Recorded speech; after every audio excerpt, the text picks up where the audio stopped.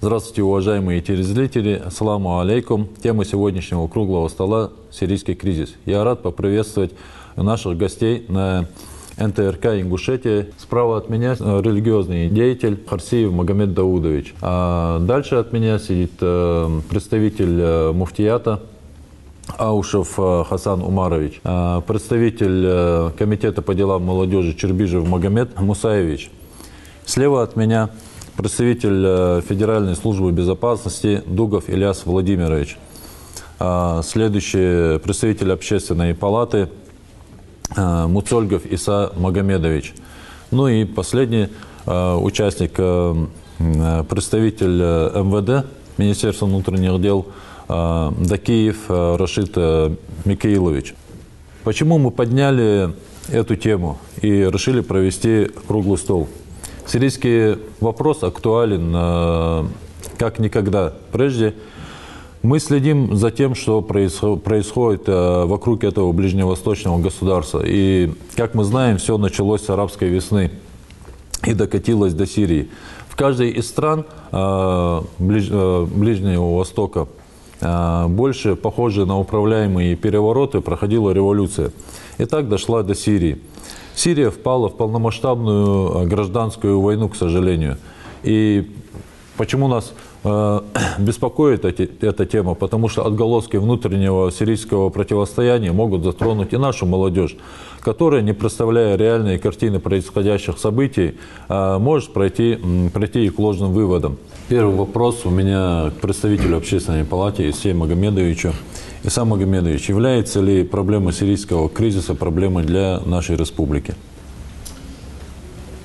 Я считаю, что она должна являться проблемой и для нас, и для других субъектов, особенно Северного Кавказа. Почему? Потому что, как мне совсем недавно стало известно, некоторые граждане нашей, молодые люди нашей республики, граждане нашей республики, тоже принимают сегодня участие в этом конфликте. Вот это мне очень сильно огорчает. Почему? Потому что вот как-то мне пришлось быть в этой стране. Наверное, это было то время, когда там был мир, покой, и там очень хорошо существовали люди разных национальностей, даже и конфессий разных. И при этом у них получалось жить вместе, дружно и без всяких конфликтов. Сегодня вот такая ситуация случилась. Я считаю, что в этой ситуации здесь, видимо, есть вина и наших средств массовой информации, общественных организаций, государственных структур всевозможных, которые своевременно не довели правду об этом конфликте и не показали тех скрытых пружин, откуда все это идет, кто стоит за лицом этого конфликта. Там сегодня происходит братоубийственная война, погибают люди, в том числе в основном мирные люди. А режиссура всего этого конфликта идет совсем с других стран. Там решаются свои геополитические задачи. Политики Запада сегодня никак не могут угомониться. Это череда уже этих конфликтов, войн сегодня докатилась до Сирии. И в этой ситуации я считаю, что нам сегодня надо как можно больше и чаще, и лучше освещать эти вопросы, доводить до нашего населения, до молодежи истинные причины, откуда, как появляются эти конфликты, кто является их инициатором, и таким образом предостеречь нашу молодежь. Почему? Потому что люди, которые сегодня выросли, родители, которые понадеялись на то, что завтра станут из этих молодых людей, станут опорой, подмогой им, а сегодня, не дай Аллах, они, если там получат ранения или еще хуже погибнут. Это же большой урон, ущерб для всей нашей республики. Я поэтому призываю и родителей быть внимательнее, смотреть за молодыми людьми, и всех структур, которые могут вовлечь их или в спорт, или в работу, или в учебу, чтобы вот здесь как-то заниматься этими людьми побольше, чтобы у них увлечения были вот в этой плоскости. Занять молодежь, да? Да, занять полезным делом. А вообще общественная палата ведет в этом направлении какую-нибудь работу? У нас есть отдел в общественной палате, которым занимаются наши ученые, есть университеты. Они, естественно, занимались и другими. Мы заслушивали ряд вопросов на своих заседаниях. Но я вижу, поскольку мы сегодня собрали круглый стол, появилась новая тема, на которую надо обратить внимание. Мы со своей стороны тоже будем всячески обращать на это внимание, больше слушать, больше вникать в те вопросы, которые сегодня являются вот такими актуальными. Спасибо. А у меня следующий вопрос представителю МВД. Какая работа ведется в МВД в этом направлении? Калшин, я для начала хотелось бы отметить, что в МВД противодействие экстремизму и в целом противодействие экстремизму в сети уделяется и особое внимание. И одна из приоритетных задач для нас – это, конечно же, работа по противодействию экстремизму в сети. И для выполнения этой задачи проводится ряд мер, в которые входит также системный мониторинг интернет-пространства. В нашей республике мониторингом интернет-пространства занимаются не только МВД, но и Федеральная служба безопасности, прокуратура, Следственный комитет. Вот. Ну, касаемо интернета, мы работаем в двух направлениях. Это принятие профилактических мер для предупреждения и направленных на предупреждение экстремизма в сети. Вот. И второе направление – это уже пресечение, выявление, предупреждение экстремистской деятельности в глобальной сети интернет. Касаемо профилактики, нами проводится ежемесячно, мы, например, публикуем различные статьи, размещаем антиэкстремистский видеоматериал в интернете, в социальных сетях, где наша молодежь больше общается.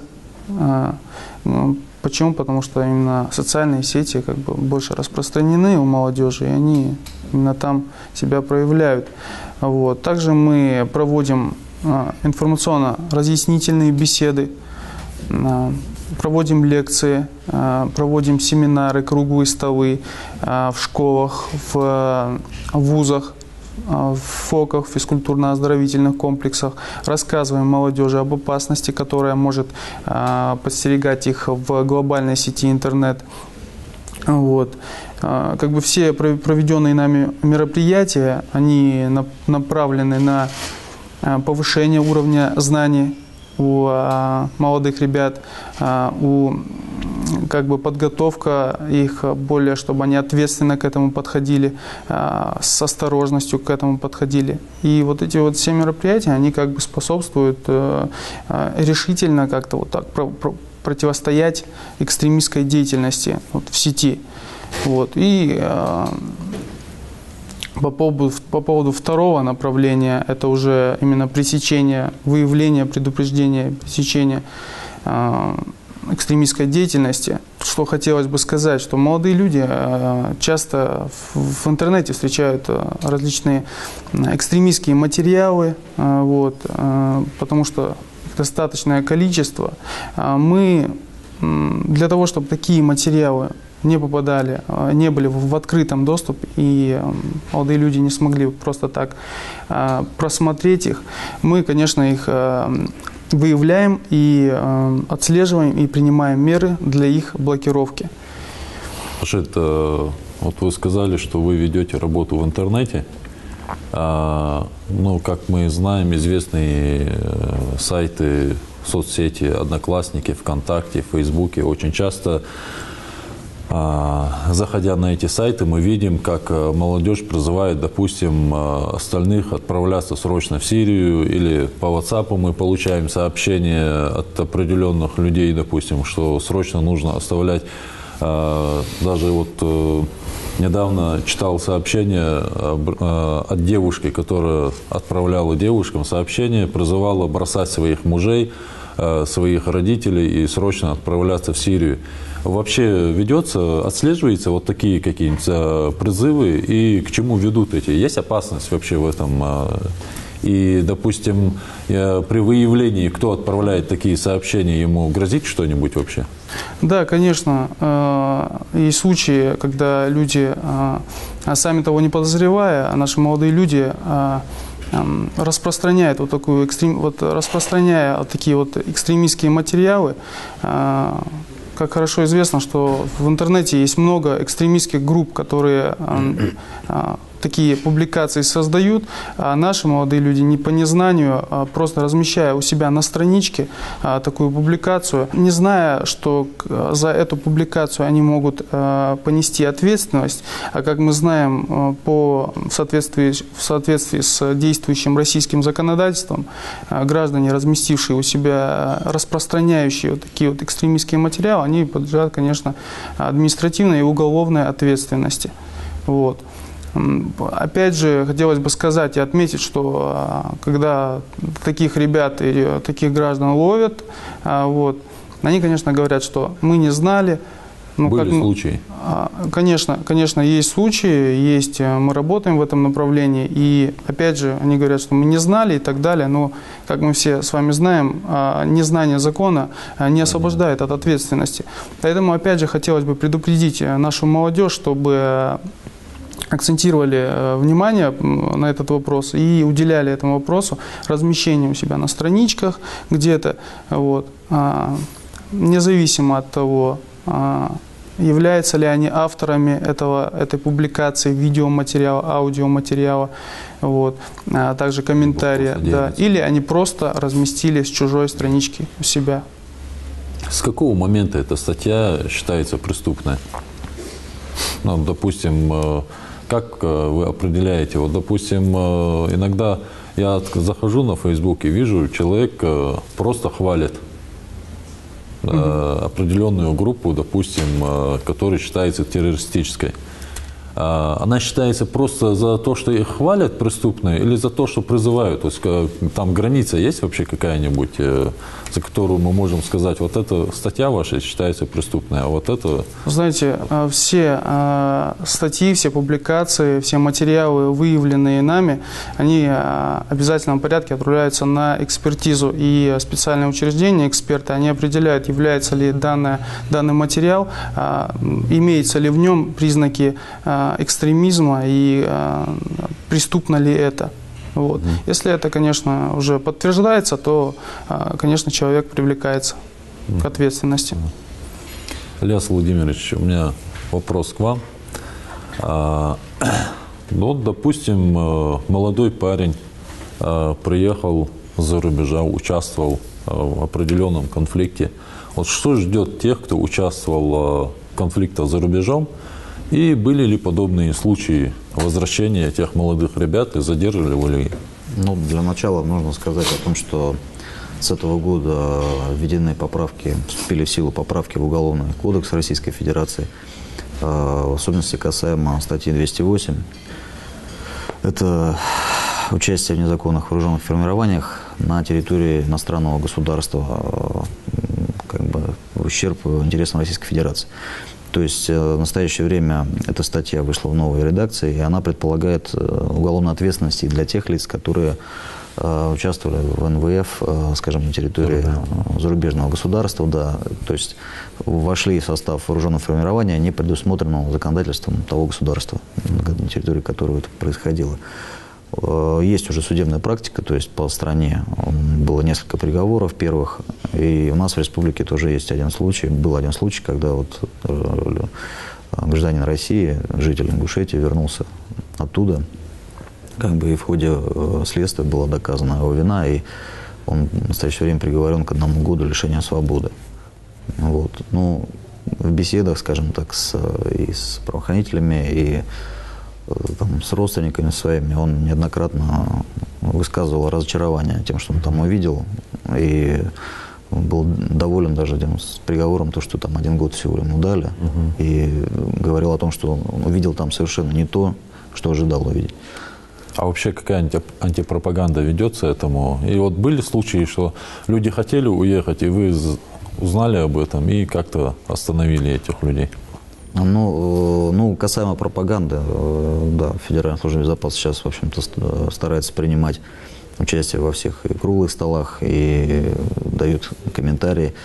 Неоднократно мы участвуем в заседаниях антитеррористической комиссии, везде созданная в районах Республики АТК, на которые выносится в том числе сейчас и этот вопрос. Я думаю, многие жители республики видели сюжеты на национальной телерадиокомпании «Ингушетия», посвященные вот сходам в Плиево и ВКЖ с участием молодежи. То есть мы стараемся сейчас и через Совбез, и непосредственно сами, и через Минац доводить эту информацию до молодых ребят. Что касается второй части вопроса, это... Были ли случаи тех, которые хотели уехать? Да. Ну, в данном случае были случаи, когда ребят, скажем так, перехватывали в аэропорту, но это единичные случаи. Вот, и, в принципе, они никакой уголовной ответственности не привлекались, поскольку преступления еще не совершили. И очень хорошо, что как бы успели вовремя, скажем так, предотвратить все эти намерения. И после этого они даже благодарили, там, и родственники благодарили за то, что не дали им уехать и совершить глупость просто. Ну, как мы знаем, у нас в республике есть комиссия по адаптации. И, допустим, кто-то из участников конфликта в Сирии решил вернуться в нашу республику обратно домой. Он сожалеет, что вообще туда поехал. После того, как он вернется, что комиссия по адаптации делает, какую работу с ними проводит и какой совет можно дать тем людям, которые могут связаться с этой комиссией? Ну, во-первых, я хотел бы дать совет, что если уж ты совершил глупость, быть все-таки мужчиной и иметь мужество как бы признаться, во-первых, в этом.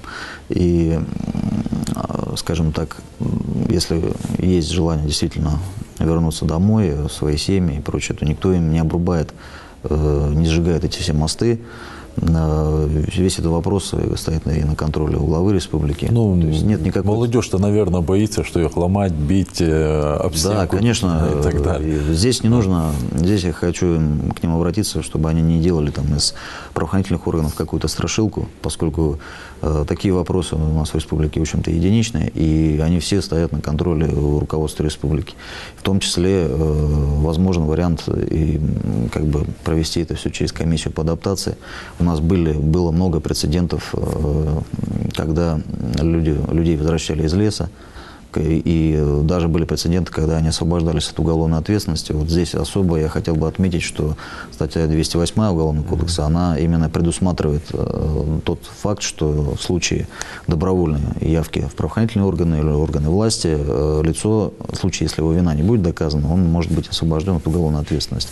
В том числе комиссия по адаптации работает именно и для этого тоже. Но после того, как их освободили, нет никаких преследований, они работают. Были такие случаи, да? Да, были, Их устраивали на работу, их в случае там каких-то угроз в отношении их там переезжали, там они в другие регионы, жили там спокойно. Были случаи, когда родители сами проявляли свою инициативу, там, грубо говоря, под домашний арест, грубо говоря, их запирали на какое-то время, изолировав таким образом вот от этого окружения. И со временем как бы парни нормально начали жить полноценной жизнью. А как вы думаете вообще, что их толкает к этому? С чего молодой парень собирает вещи и уезжает, допустим? Ну, здесь факторов, наверное, много, и каждый из участников этого круглого стола, возможно, приведет свои доводы в этом сторону. Я считаю, что опасным моментом является то, что молодые люди еще, ну, скажем так, отсутствует у них такое полноценное критическое восприятие. То есть многое воспринимается через эмоции. Максимализм. Да, вот такой вот юношеский максимализм, он, конечно, присутствует.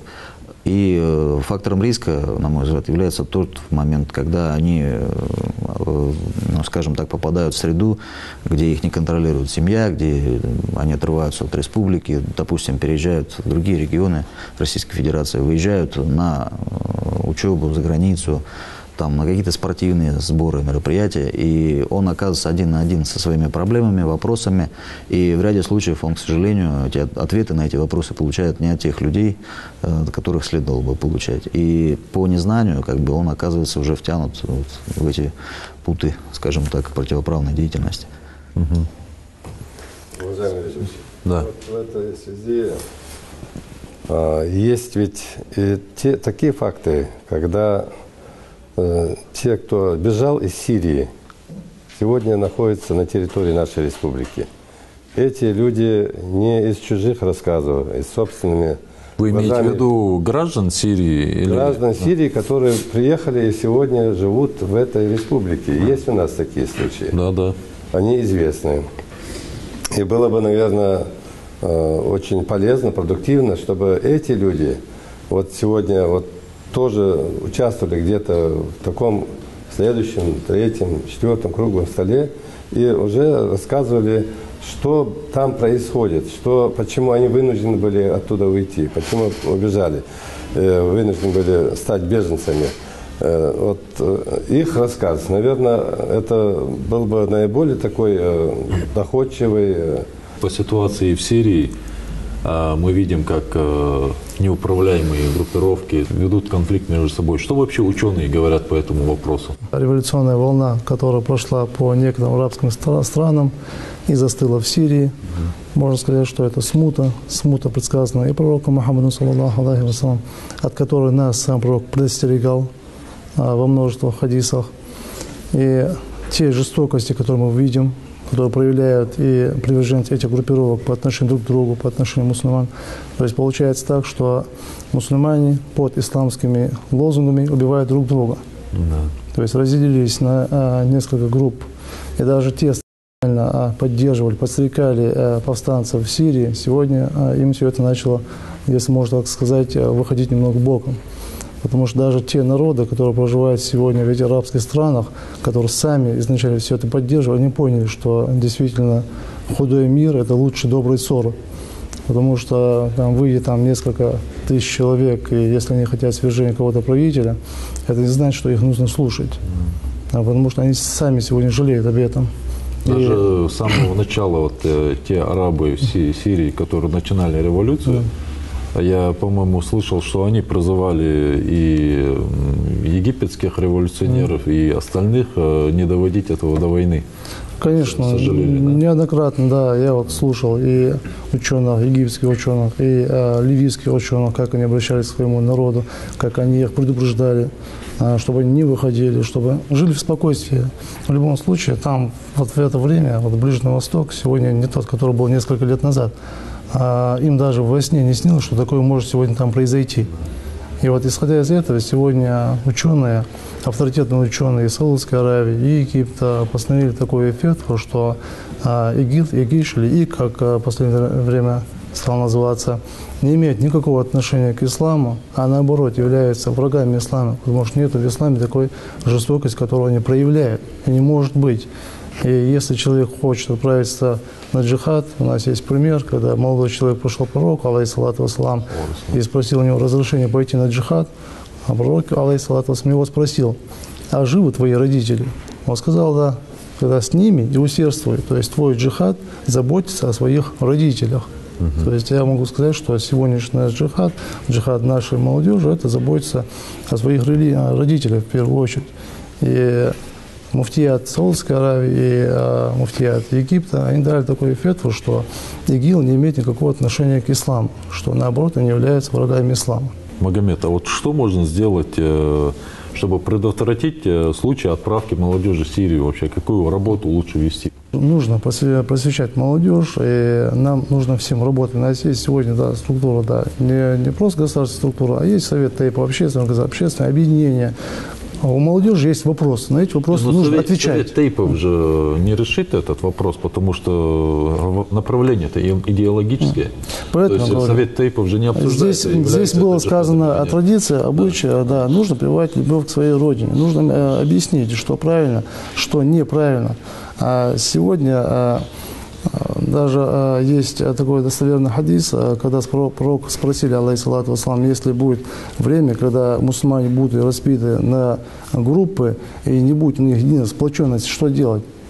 Пророк, алейхиссалату, сказал, если такое время будет, то возьми свой меч, ударь его о камень или о гору Ухуд, сломай его и сядь дома.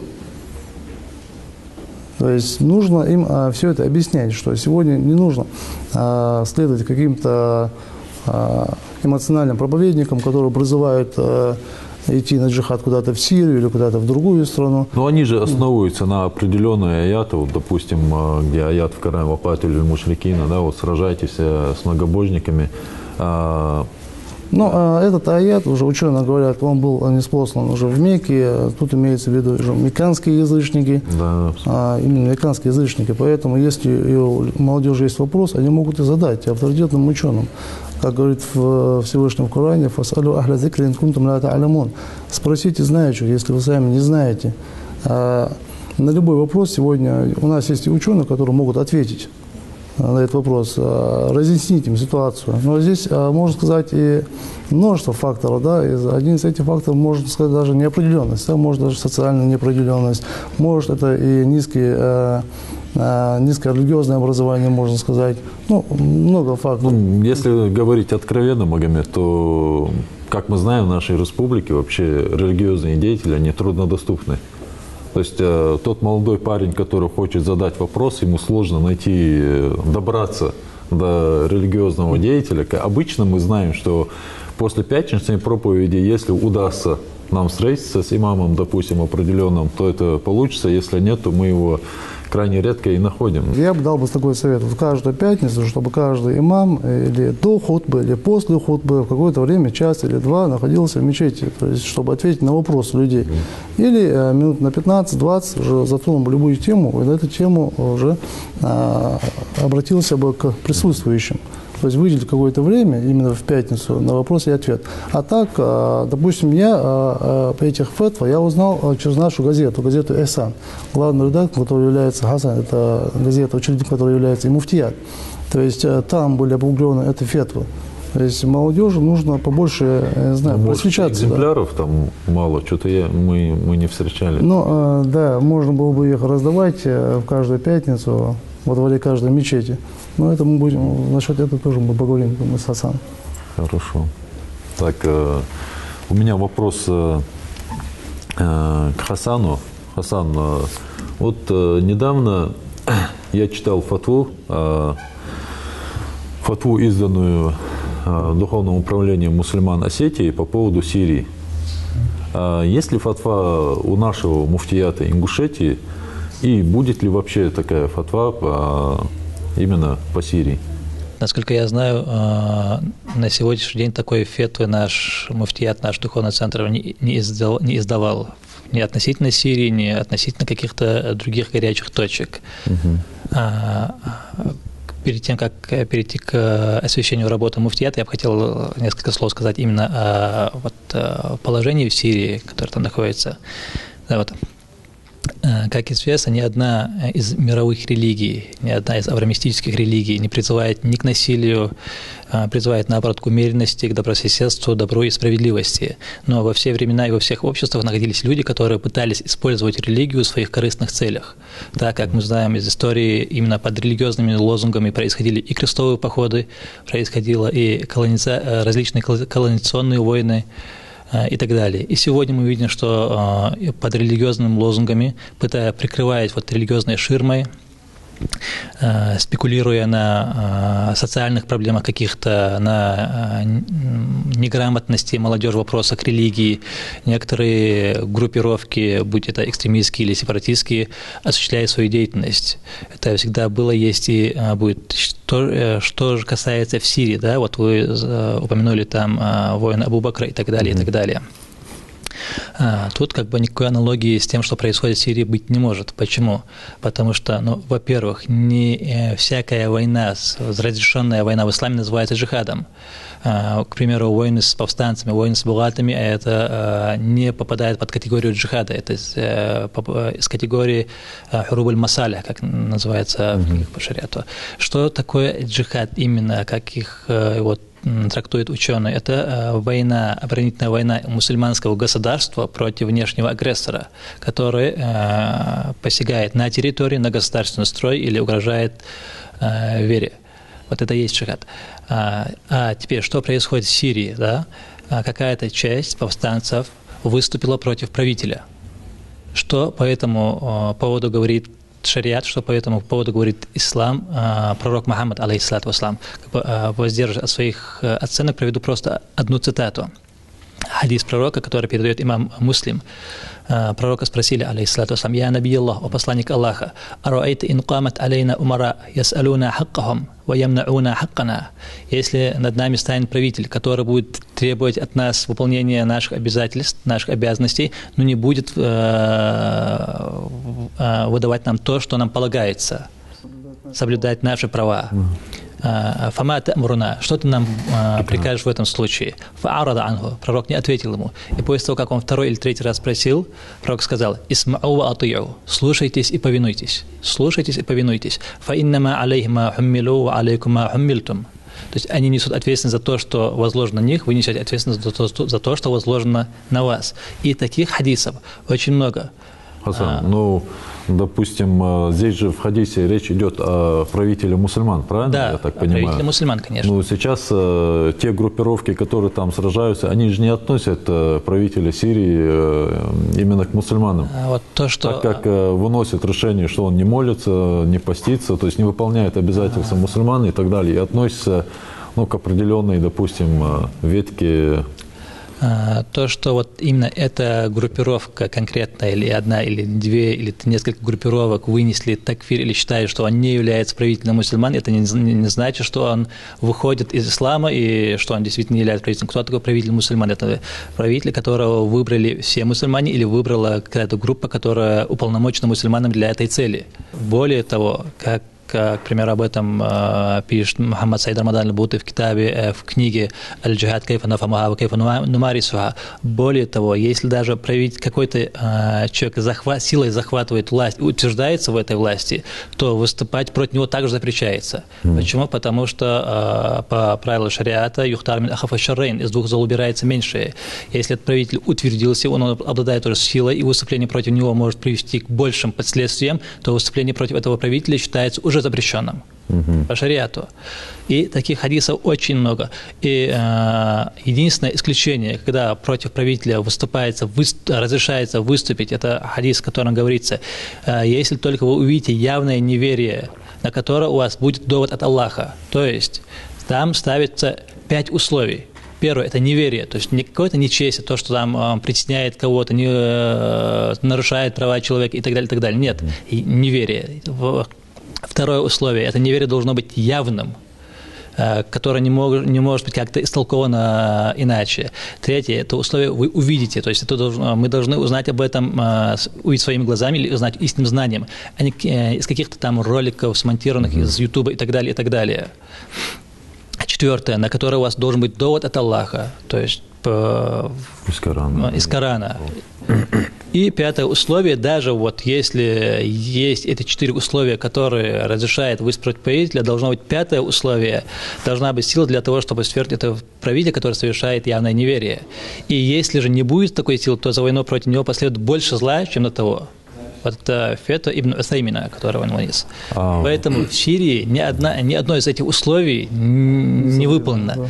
Это одно. Во-вторых, даже если все эти условия выполнены, то в Сирии, как мы знаем, действует Джейш аль-Хур, свободная армия, Джубхатун Нусра, Дауля аль-Исламия. Да. Какая из этих группировок ведет джихад? Какой из этих группировок мы примкнем? И на чем строится наша оценка, что именно вот эта группировка является вот на пути истинного джихада? Они конфликтуют между собой. Да, там существует несколько сил, которые ведут войну всех против всех. То не с нами, тот против нас. Тот против нас, да. Но сейчас, допустим, если зададут вопрос, а кто должен вынести этот такфир в наше время? Сейчас, то есть вот мы, кого из ученых должны прислушаться, который должен сказать, да, этот человек является неверующим, и мы не обязаны ему подчиняться? Во-первых, вот перед тем, такфир не выносится коллективно. Такфир может быть вынесен только индивидуально по одному конкретному... Речь идет о правителе, допустим, да? Если это правитель, то это должно быть обоснованное решение признанных на сегодняшний день признанных ученых ислама, а не какого-то самозванного шейха и так далее, который признается только одной группировкой. Это пускай будет решение официального духовного управления там, или Саудовской Аравии, или Египта, или той же Сирии. Или той же Сирии, или совместное решение там, богословов из различных стран, которые они, заслушав, дав оценку с точки зрения шариата, и это решение должно быть обосновано, а не какое-то эмоциональное и так далее. Объявление джихада – это является прерогативой именно правителя исламского государства. Джихад не может быть объявлен правителем каким-то руководителем какой-то группировки. Почему? Потому что если какое-то государство объявляет джихад, и у него не хватает возможностей, сил для победы в этой войне, то автоматически эта обязанность переходит к сопредельному мусульманскому государству, пока оно не охватит всю мусульманскую умму. И понятно, что вот вопросы такого масштаба, такие глобальные вопросы не могут быть доверены какому-то руководителю какой-то группы самозванной. Это, более того, раньше это было вопросом прерогативой халифа, а сегодня ученые говорят, так как нет единого правителя мусульман, это вопрос должен решаться совместно правителями, мусульманскими правителями, потому что этот вопрос касается всех их. Раз. Ты хотел дополнить? Я хотел сказать, что если там правитель не молится, это не значит, что нужно переходить и сражаться против него. Если он не будет запрещать жителям своего государства молиться, вот это уже причина. И даже если, допустим, правитель не мусульманин, а в этом государстве живут какое-то мусульманское общество, они совершают все свои религиозные обряды, и даже здесь нет никаких предпосылок. То есть нет никакой причины выходить против этого правителя. И мы знаем, что на конференции, которая прошла в Дагестане, международная конференция, там постановили, что даже у нас в республиках Северного Кавказа нет никакого основания для ведения джихада, так как живут мусульманские общества, которые совершают все свои религиозные обязанности, и никто им это не запрещает. То есть все религиозные обряды не совершаются. Вот этот довод, возможно, будут ошибки, возможно, мы будем правы, возможно, мы ошибемся, но не скажем, что мы попадем в ад, но это не выдержит никакой критики. Почему? Потому что вот самая большая милость Аллаха верующим после его веры, конечно, это его жизни. Вот так безрассудно распоряжаться вот этим даром, который будет спрошен, по которому у тебя будет спрос в судный день. То есть одной искренности недостаточно. Вы правильно подметили. Для того, чтобы вот любое деяние человека было воспринято Богом, должно быть два условия. Первое – это искреннее намерение, второе – чтобы оно соответствовало шариату. Вот пример убийца Али. Вот убийца Али, который считал, что он выполняет богоугодное дело.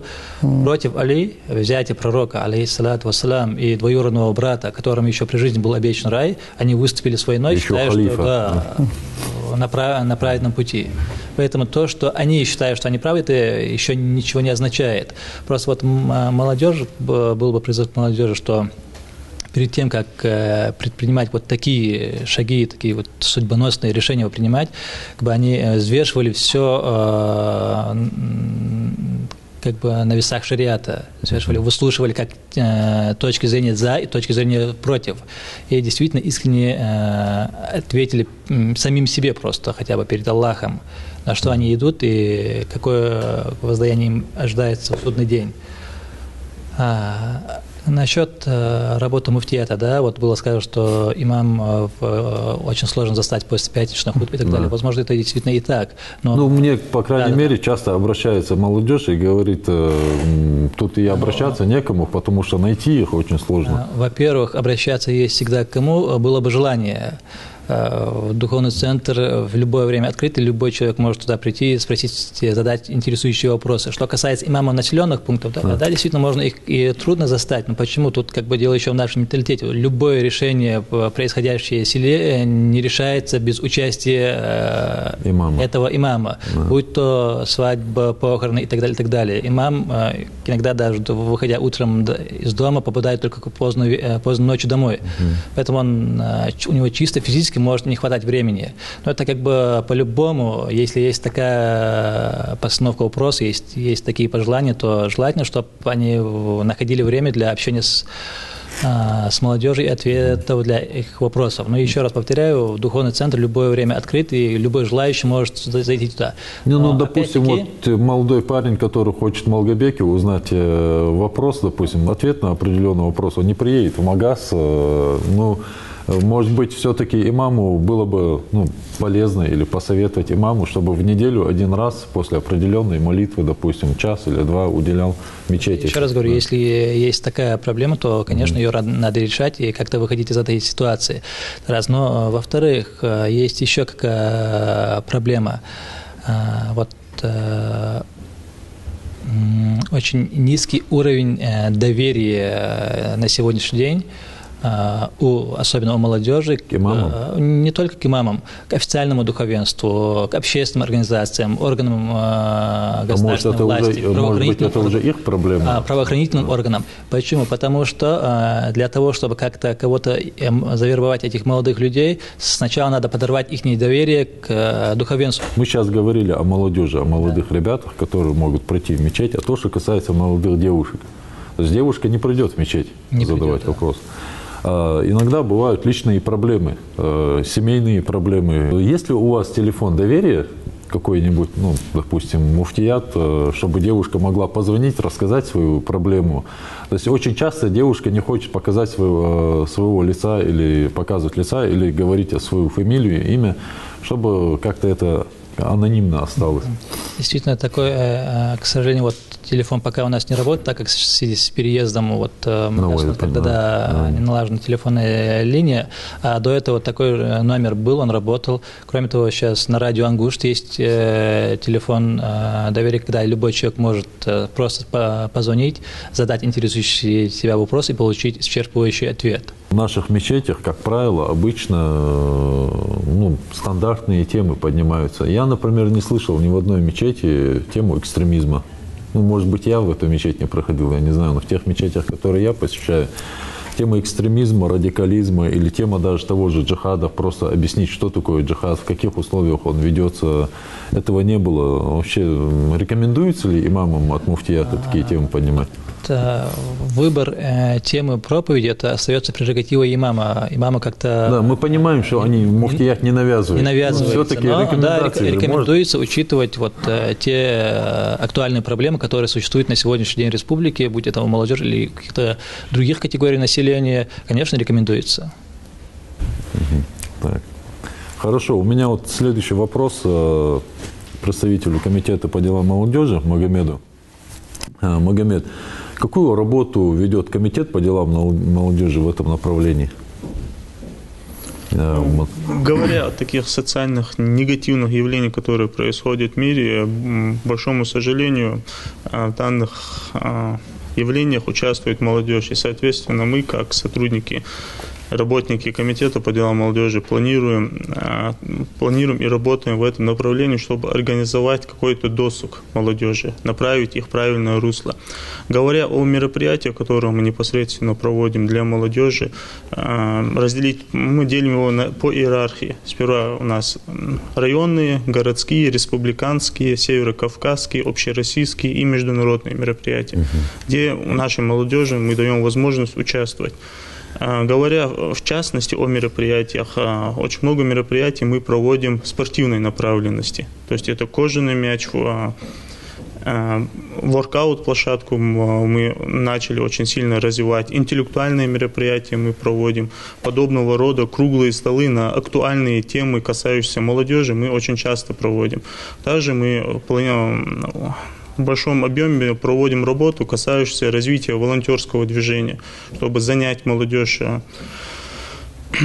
Также мы в процессе своей работы сейчас начали большое внимание уделять молодежи, это само собой обучающаяся молодежь, и так называемой дворовой молодежи, где нигде не учится, не работает.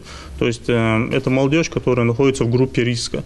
И вот для них мы специально в Назране, в Назрановском районе и в городе Магаз создали воркаут-площадки, где в вечернее время и свободное время они могли заниматься какими-то спортивными мероприятиями. Сейчас мы ведем работу, составляем соглашение с муниципалитетами, чтобы создать при администрации районов и городов клубы по интересам.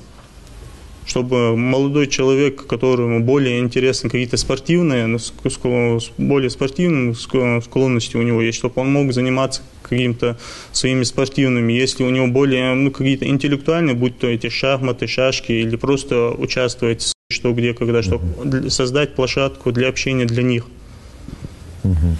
И говоря вот о результатах проведения мероприятий, вот мы проводим, взять, если спортивный кожаный мяч, то наши старшеклассники, если брать, то они, получая, уже достигли результатов, призовые места занимают в северокавказских и общероссийских каких-то форум спортивных мероприятий. Говоря об интеллектуальных мероприятиях, наша сборная по интеллектуальным играм занимает тоже призовые места общероссийских каких-то конкурсах, где участвует только единственная наша команда из Северного Кавказа. Также хотел сказать о форумах, которые мы проводим. Форум Таргим, они в этом году уже и предыдущие годы уже стал международным. То есть к нам уже ездят, мы увеличим число наших молодежи. Но все-таки критика там идет по поводу Таргима, что одни и те же лица постоянно высвечиваются на камерах. Все-таки там, может быть, есть какая-то проблема в том, что слишком часто одни и те же люди участвуют. Расширяете вы круг приглашенных? Мы всегда расширяем, но говоря об одних и тех же лицах, мы тоже должны понимать, что есть люди, которых мы уже не первый год о нас показывают, они растут, начиная от волонтерства, потом становятся руководителями волонтерских отрядов. Мы их тоже дальше развиваем, но, соответственно, мы на замену им берем более молодое поколение. И, конечно, когда нужно давать интервью, люди, которые просто вчера только пришли, они стесняются, и у них каких-то свой психологический барьер, их меньше видно. А так мы стараемся всегда, и у нас это основная цель, чтобы по максимуму побольше людей взять новых. И учитывая, что у нас в республике, может, эти цифры, может, я назову неправильно, около 200 тысяч молодых людей, которые считаются, а сотрудников комитета у нас всего лишь 19. И учитывая, что из них же и техперсонал.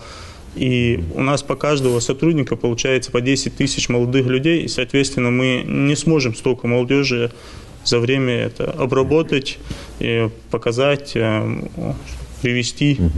Имеется в виду нашу молодежь? Да, именно в республике Ингушетия. Да. Где-то 180, начиная, просто точно цифры пока мне неизвестны, от 180. Магомед, мы понимаем, что вы стараетесь занять молодежь чем-нибудь полезным, чтобы они не отнимали свое время на бесполезные дела. А именно мероприятия по противодействию экстремизму проводятся какие-нибудь? Допустим, собираете вы ученых религиозных, молодежь, чтобы они вели какую-нибудь дискуссию или проводите какие-нибудь религиозные мероприятия?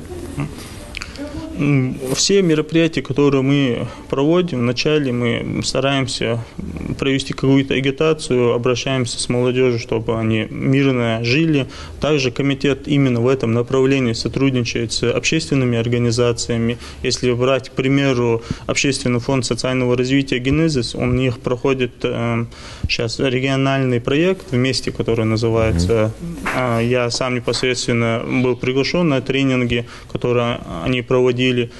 И вот на данных тренингах мы видели, как проходят разные лекционные материалы, касающиеся межконфессионального диалога, межкультурного диалога, межнационального диалога. И молодежь, вот недавно у нас прошел тренинг, там обучали детей мирно, молодежь, и были представители практически всех субъектов Северного Кавказа и двух религий, которые между собой, обучали их мирно решать какие-то конфликты, сложившиеся, будь то они бытовые, то более глобальные.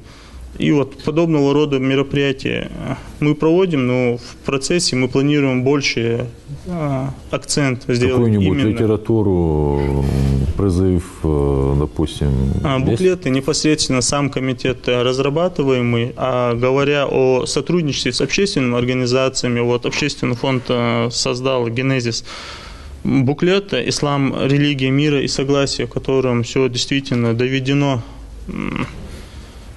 чтобы простой обыватель, можно сказать, молодые люди, которые не имеют какого-то специального религиозного образования, мог бы прочитать это, действительно получит ответ на интересующие его вопросы. Также брошюрки, буклеты и различную литературу, которую выпускают примерно тот же самый «Генезис», мы смотрим, распространяем и сами непосредственно планируем начать именно агитационную работу. Я хотел задать вопрос всем здесь присутствующим. Может, или кто-нибудь после этого захочет дополнить. Все-таки вот та молодежь, которая хочет уехать в Сирию, часто говорят, что проблема социального развития. Но мы видим молодежь, все-таки, у которых социальное положение очень хорошее, которые очень неплохо живут в этой республике, и собираются уходить в лес и уезжать в Сирию. Конкретно, что толкает эту молодежь все-таки на то, чтобы оставить все, что у них есть, и покинуть республику, то есть уехать в горячую точку? Я могу сказать, во-первых, вот все эти ролики, которые мы видим, насилие, которое проявляется к мусульманам, вот это уже и еще тут еще и пропаганда, какая-то обработка. И когда молодой человек слушает кого-то эмоциональной мамы, что надо обязательно туда ехать, и приводят аяты, приводят хадисы, которые неуместные абсолютно. И действительно убеждают его. Уезжать из-за религиозного убеждения. Конечно. Чисто из-за религиозного убеждения, я так считаю. И здесь ему нужно понимать, что он может реализовать себя здесь, дома, потому что его родители не захотят для него зла никогда в жизни, даже его родственники не захотят для него зла. Поэтому заботьте о своих родителях, слушать своих родителей, слушаться своих ученых, своих авторитетных людей, потому что каждый хочет, чтобы его семья или его республика, она развивалась. То есть пусть устанавливает шариат у себя дома? Конечно. В первом нужно начинать с себя. Как сказал один мыслитель, люди будут говорить о вере, сражаться за нее, но никак жить по ней. Поэтому, говорить, спорить, сражаться легче, чем жить на самом деле. Поэтому борьба с самим собой, это является самым большим джихадом. Это и есть джихадуль акбар. Причины и социальные, и экономические, кого-то завлекает финансами какими-то, но основная масса, действительно уходит туда по религиозным убеждениям. Причина какая?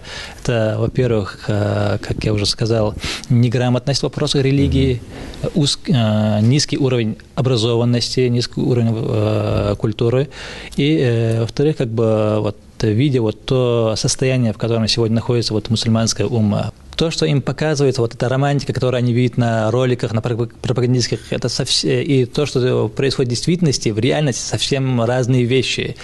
И даже если бы это был действительный джихад, человек, который тут не может вовремя встать на молитву, он не сможет там вести этот джихад.